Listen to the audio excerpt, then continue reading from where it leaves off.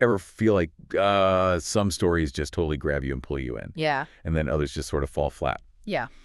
Today's deep dive, we are cracking that code. Ooh. We're talking about the Save the Cat beat sheet. Yes. This is a roadmap, like a story structure roadmap, and you find it everywhere. Everywhere. From like blockbuster films Blockbuster. to like your favorite video games. Yes. This stuff is everywhere. And to help us break it down, we have an expert, someone who knows a thing or two about this. Well, I don't know about that, but I have been looking at some material by Professor Brian David Phillips. Okay. And he actually uses Save the Cat in his university courses. What? Yeah. Where does he teach? He teaches in Taiwan, and he's working with students on science fiction, fantasy, and horror. So Literature the fantastic. literature and the fantastic, exactly. And Exodus. he uses this to analyze those stories, which I think is super interesting. So we're talking Alien, Lord of the Rings. Yeah, all the good stuff. Stuff like that. So, Analyze it with Save the Cat. okay. So Save the Cat, 15 beats. 15. Each one has a very specific job to do. It does. First up, Yes. opening image. Okay. This sets the mood. This sets the vibe of our story world. Yeah. Like, think about Blade Runner 2049. Okay. You get that opening shot. Yes. Desolate, Oh, yeah. dust-choked, Yes. future hellscape. It's bleak. You know you're not going to have a good time. No. You know right away things are not going well in this future. No. And that's what's so powerful, I think, about the opening image. It establishes those ground rules, it sets the stage, Yeah. and it gets you ready for the kind of story you're about to experience. Okay. So we're oriented. Yes. We kind of know what's going on. Now we need to have the theme stated. Okay. This isn't a lecture. No. This is subtle. Subtle. This is a hint at the big ideas Oh. that the story is going to be wrestling with. Yes. And I think a great example of this is in Get Out. When Rose's mom, very casually mentions her family's love of the sunken place. Ooh, yeah. It's a subtle line, but it's unsettling, right? Yeah. You don't quite realize how important it's going to be until later. Right. But it plants that seed. Yeah. It gets under your skin. Okay. So now we got to set things up. Okay. This is the setup. Right. We're meeting our protagonist in their before state. Yes. So we understand what's at stake Right. before things get crazy. And this is so important, right? Because we need to understand what the character's normal life is like before it gets turned upside down. Yeah. And Parasite does this brilliantly, I think. We spend a lot of time with the Kim family Yeah. in their cramped basement apartment. And that contrast between their poverty and the Park family's wealth, that just fuels the entire story. It's the engine. It's the engine. Okay. So things are getting set up, and then wham, Wham. the catalyst hits. Bum. This is it. This is the event, the choice that kicks off the whole adventure. Yes. Think Mad Max, Fury Road. Okay. Furiosa, she turns those war rigs away from the Citadel, and suddenly Oh, yeah. everything is in motion. Chaos. Chaos. That's the catalyst. But even after a big shakeup like that, Yeah. characters don't always just jump right into the adventure, do they? No, they don't. And that's where we get the debate. Okay. This is that internal struggle. Yeah. Should I stay? Should I go? What's the right thing to do? Yeah. And The Shape of Water handles this beautifully. Elisa doesn't immediately decide to help the amphibian man. Right. We see her really grapple with it, weigh the risks, think about the consequences. The morality. The morality, exactly. And that makes her ultimate decision that much more powerful, I think. Yeah. Because we've gone on that journey with her. Exactly. So that brings us to, I think, one of the most exciting beats, which is the break into two. Yeah. This is it. This is the leap of faith where the protagonist commits to the new world, to the quest. To the adventure. And this is where the story really takes off, right? Yeah. We think about Frodo leaving the Shire in Fellowship of the Ring. He's literally stepping out of his comfort zone. Into a larger A world. larger, more dangerous world. Yeah. And there's no going back. And while this is all going on, we have this other story. Yes. The bee story. Weaving through it, Yeah. adding this other layer of depth. Exactly. And the bee story, I think, is so fascinating because it can serve so many different purposes. Yeah. It can provide contrast, emotional contrast to the main plot. It can echo the themes in an interesting way. Or it can just be a way to give the audience a little bit of a break from the main action. Yeah. Arrival does this really well, I think, where you have Louise trying to communicate with the aliens. Right. But then you also have this parallel story of her daughter's life and death. Right. And ultimately, that B story is what informs Louise's understanding of time and fate.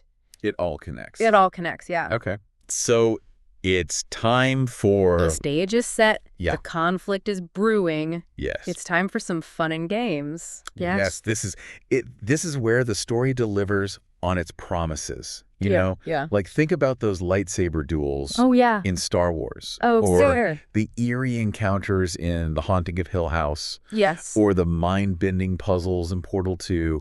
You know, this is where we as viewers Yeah. get to really experience the world that the story has built. Yes. This is the good stuff. This is the good stuff. And then, just when you think Yeah.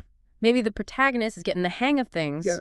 boom. Boom. Beat 9, the midpoint. The midpoint. Throws a wrench in everything. Throws a wrench. It completely changes the game. Yeah. And a great example of this is in The Silence of the Lambs, Okay. when Hannibal Lecter escapes. Oh, yeah. Suddenly, the whole investigation is flipped on its head. Yeah. The stakes are higher than ever. Talk about a game changer. Right. And things just get more intense from there. Oh, yeah. The bad guys close in at this point, Yeah. Beat 10, the pressure is really on. And in Jaws, this is when the shark attacks start happening closer and closer to shore. Right. It's like nobody is safe. Like the walls are closing in. Exactly. And then Stop. we reach this gut-wrenching moment. Yes. All is lost. 11. Beat. Beat 11. This is where everything falls apart for the protagonist. And for us as the audience, it's like holding our breath. How are they going to come back from this? And Arrival does this so well. Okay. When Louise, she has that devastating vision of her daughter's death. Right. It just throws her whole mission into question. It makes you question everything. Everything. Yeah. And this is just the point of Yes. no hope. It's the lowest point for the protagonist, and it's rough, but it's also what makes the next beat so crucial, the dark night of the soul, Sick. This is where the protagonist really has to confront their deepest fears and failures. They have to look in the mirror. Exactly. And it can be brutal, but it's also a necessary step on their journey. And a great example of this is Ripley, in Alien. Oh, yeah. Curled up in that escape pod with the xenomorph. Oh, it's terrifying. It's pure terror, pure despair, but it's also a pivotal moment of reflection for her, right? Yes. She has to decide, am I going to give up or am I going to find a way to survive this? And this is often where the B story can come back in a really powerful way. Okay, how so? Well, think about Lord of the Rings. Frodo is at his absolute lowest point, tempted to give in to the ring.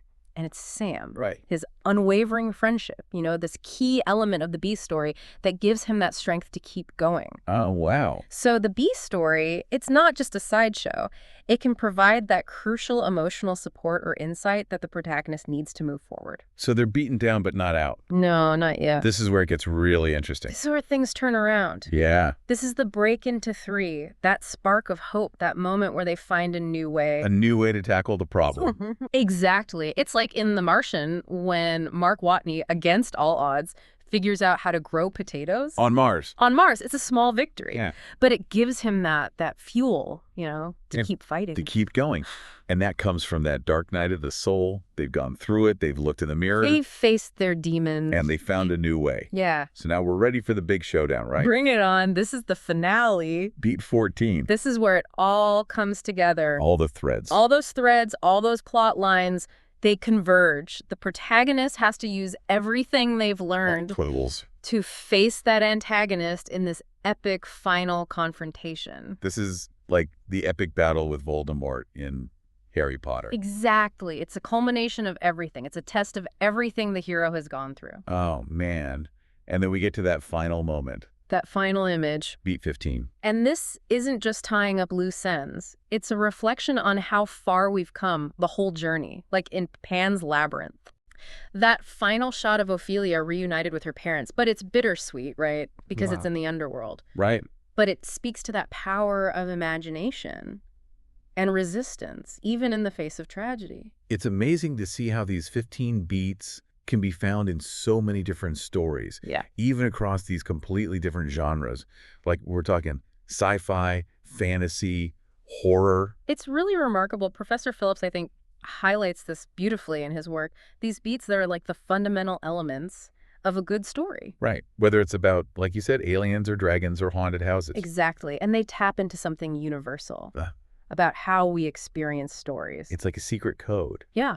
And now that we know it, we see these patterns everywhere. Everywhere. And you realize how much thought goes into crafting a story that really works. Absolutely. It gives you, as a viewer, as a reader, as someone who loves stories, it gives you a whole new appreciation Yeah. for the choices that creators make to keep us hooked. To make us laugh, to make us cry, to keep us on the edge of our seat. Exactly. All of it. So the next time you're watching a movie, reading a book, listening to a friend tell a story, Pay attention. look for those 15 beats.